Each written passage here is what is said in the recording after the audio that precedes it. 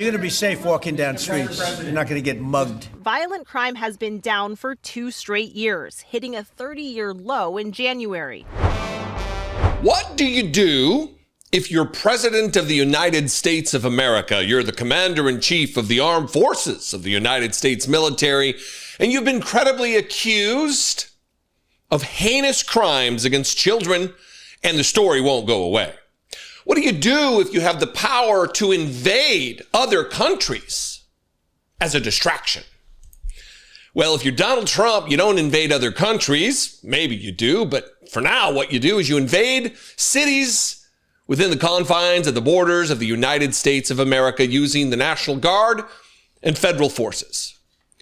You embolden your secret police force to keep law and order where there already is law and order, again, as an excuse to distract from the attention that you're getting from your lifelong friendship, your decade-and-a-half-long best friendship with notorious child rapist Jeffrey Epstein. That's what you do. And what do you use as a predicate for this? Well, if a child punches a former Doge worker, big balls in the nose, when a child does that, then you engage, you deploy the National Guard onto the streets of Washington, D.C. This is what we're facing right now. This is what is happening. Donald Trump is set to, he hasn't officially made the announcement, but he is set to, he's already activated federal law enforcement in the city. Brittany Page and I were out having dinner this weekend, and I saw U.S. Secret Service, one of their patrol vehicles, doing a traffic stop nowhere near the White House, nowhere near federal facilities. It was in Mount Pleasant, a neighborhood in the heart of Washington, D.C., an actual neighborhood where people live.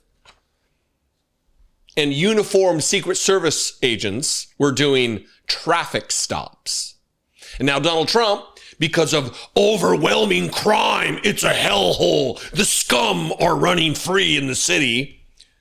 That's not the case. Take my word for it. I live here. I walk these streets.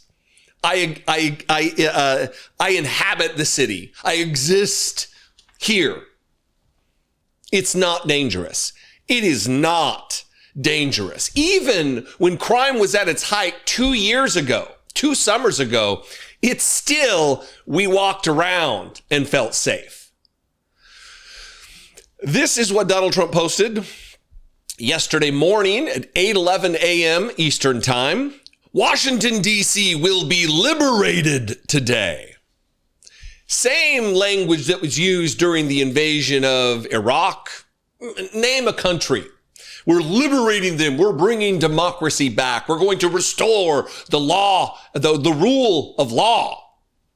Except it's in Washington, D.C., the nation's capital, where nearly 1 million people live, including me and my wife. There is no danger. Crime, savagery, filth, and scum will disappear. As long as Donald Trump is still living at 1600 Pennsylvania Avenue, scum, savagery, filth, and crime will continue to exist. Villainy still exists in this nation's capital while Donald Trump lives here. I will make our capital great again. The days of ruthlessly killing or hurting innocent people are over. I quickly fixed the border. 0 illegals in the last 3 months. DC is next. Thank you for your attention to this matter, President DJT. Crime is at a 30-year low. Watch this brief snippet from ABC News. This has to be the best run place in the country. You're going to be safe walking down streets. You're not going to get mugged. While Washington was one of America's deadliest cities in 2023, violent crime has been down for 2 straight years, hitting a 30-year low in January. Washington Mayor Muriel Bowser is pushing back on the president's claims. If the priority is to show force in an American city, we know he can do that here. But it won't be because there's a spike in crime. Lindsay, the president has also floated sending the National Guard to fight crime in D.C. Mayor Bowser says federal resources would be better used to hire more prosecutors and judges. You see, there are alternatives. Even if there was a crime problem, there is not. But even if there was, there are other solutions to help aid in that endeavor that don't involve the National Guard, that don't involve having the many federal police forces to harass, to inundate the streets of the city of Washington. This is what this is about. One, it's clearly a distraction from the Epstein thing, but it's also flexing the power of the presidency, starting with where there's no controversy legally, tongue-in-cheek there. It's different if he does it to Washington, D.C., which is not a state, which doesn't have, which has the ability to not govern itself, but be governed by the Congress, by federal authorities. Anti-democratic. We fought a revolution over this. Taxation without representation. I don't have a vote in Congress. This is why he wants to do this. He wants to initiate the possibility, flex a little bit to test out martial law. Because once martial law is declared, he can suspend habeas corpus. He can curtail freedom of speech. This is from a Department of Justice website, martial law in times of civil disorder, except there is no civil disorder here.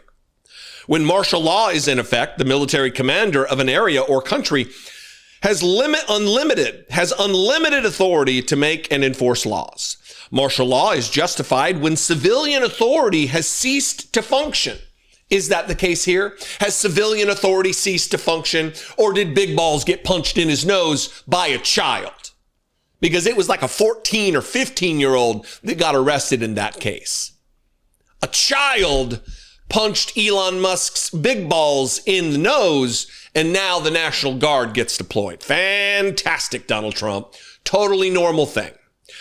Martial law is justified when civilian authority has ceased to function, is completely absent, or has become ineffective. Further, martial law suspends all existing laws as well as civil authority and the ordinary administration of justice.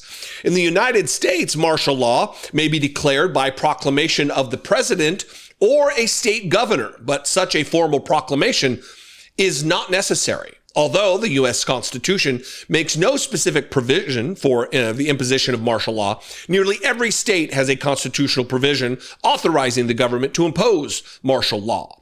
When martial law gets imposed here in the United States, it's happened a half a dozen times or so in the history of our country.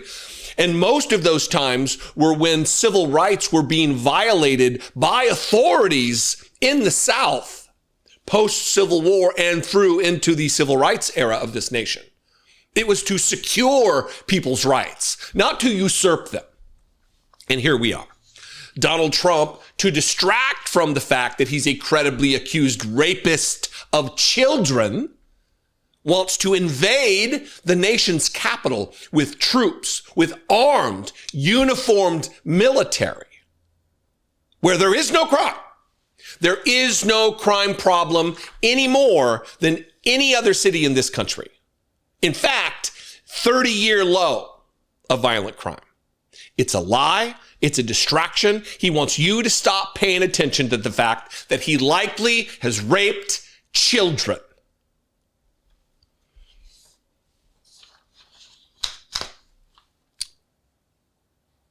I'm going to be out there at every chance I get. Maybe we'll just make a whole bunch of shorts on YouTube, a whole bunch of TikToks of me poking fun at federal agents who are now in the secret force, the secret police force, the Gestapo of Donald Trump. What do you think? I invite you to this conversation. You can comment below. You can call the voicemail line, 714-576-4054. Of course, as always, you can email me daily at dollemore.com. I appreciate you very much. I'll see you next time. Be genuine. Take care of one another. You know nothing ever comes for free, right? There are always strings attached. If you're using a free email service like Gmail, did you know that all your emails are being scanned and tracked even after you delete them? Big Tech tracks all of it. Your plans, your purchases, your trips, your confidential messages, so that then they can build profiles to sell to advertisers and who knows who else. Whether you realize it or not, you are paying a price for that free email that you're using. It's time to make a change. It's time to move to StartMail. Based in the Netherlands, which is a country renowned for its strong data protection laws, StartMail has been a trusted name in secure email for over 10 years. It is a privacy-focused and secure alternative to that so-called free email that you've been using. Unlike big tech emails, StartMail never scans or tracks your communications. And when you delete an email, it is gone, actually gone for good. StartMail also blocks hidden tracking pixels in your emails, protecting you from being monitored by hackers and snooping companies. With strong encryption and unlimited aliases, StartMail really goes all in on privacy. In just a few clicks, you can switch over completely to StartMail, and you'll be able to migrate all your existing emails and contacts there as well.